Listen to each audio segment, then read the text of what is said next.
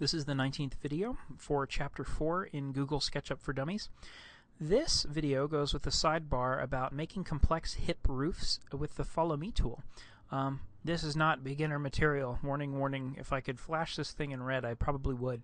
But it's so cool that I thought I'd better show it to you, because to not show it to you would be doing a huge disservice to the idea of SketchUp and education and all those things. Anyway, okay, what I have here is the outline of a roof that's actually pretty silly.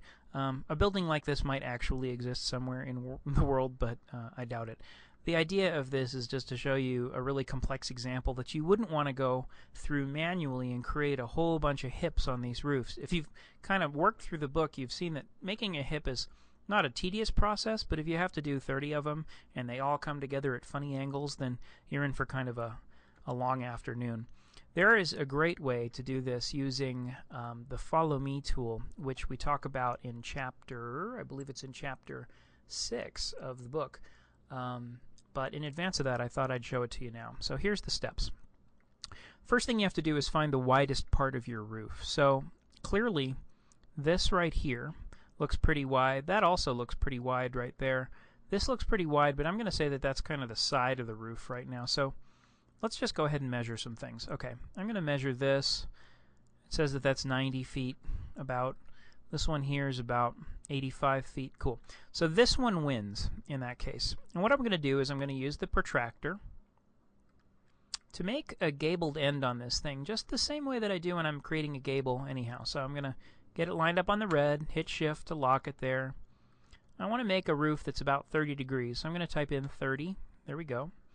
Get the select tool, and now I've got a little guide that tells us where 30 degrees is. I'm going to go up and get the line tool and go from the center point, or the midpoint I guess, up in the blue direction right there to the guideline that I made, and then I'm going to click down.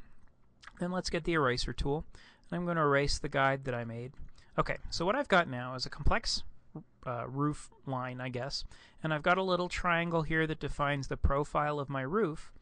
And what I want to do, step 1, take the select tool and select the top surface of the roof. Step 2, I'm going to go up and get the Follow Me tool from Tools and Follow Me right there. Step 3, I'm going to click on the triangle for my roof, and look what happened. I ended up with the roof, but the trouble is the roof is actually in there and it's hiding under all the other garbage that got created when I did that Follow Me operation. So if you want more information about Follow Me and what's going on, feel free to go back and go and check chapter 6 for more stuff on this. But for the time being, we're just kind of going through a procedure. The next thing I'm going to do is I'm going to triple click on this roof. So click, click, click. And what it's done is it's selected the entire roof object that I just made. Okay. Now I'm going to right click and go to Intersect and Intersect with Model. Now what I've done is I've created edges everywhere that the roof planes were intersecting each other. So watch, if I deselect what I just did, you see how there are no edges there? What I want is to, 1, 2, 3, I triple click the whole roof, right click, intersect, intersect with model, and that produced these edges everywhere those faces actually intersect with other faces. Now from here on in, it is mostly tedium. So what you want to do at this point is save your model, and then you can just start deleting things. So watch this. I'm going to grab the eraser tool, and I'm going to go up and just start very carefully erasing things away. So let's look at, here we go. I'm going to erase this edge. Okay, that didn't do any damage, so let's erase this edge and this edge and this edge. Okay, that's good. Let's erase this edge and that edge, maybe this one and that one. And I think you're starting to get the hang of what's going on here, right? What I'm doing is erasing away all the geometry that's not part of the final roof that I want. And there's no real trick to this. It's just a very careful kind of procedure. You're sort of going one click at a time to not ruin parts of what you're doing. Now, if for some reason I deleted a part of my roof that I needed, like that, I just deleted a little edge there that was pretty critical, I'm going to go up to Edit and Undo, and that comes back. So no big deal. Okay, so what you want to do is you just want to keep going and erase away the stuff that you don't need. And that's just kind of the long, annoying part. But let's go back a few steps, and I'm going to go back to the follow me part so that you can actually see how that works again. Okay, so once again, we have this triangle drawn on the end of the roof. We're going to go to the select tool. We're going to select the surface of the roof right there.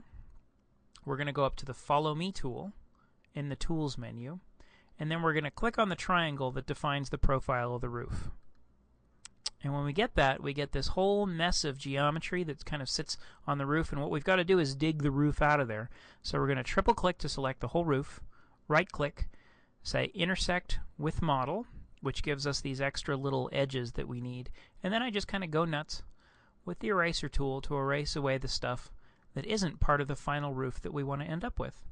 And that's kind of the key to using follow me to make complex hipped roofs. I'm not going to make you sit through going through this whole thing. Oh, did you see?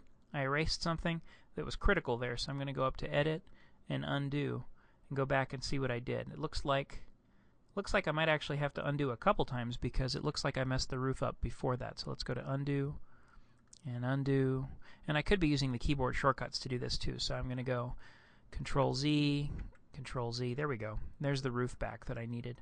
So let's just kind of erase this part out here. So you can see that it's just a careful process of going through and erasing things. Great. Okay, that is the end of the 19th video in Chapter 4 of Google SKETCHUP.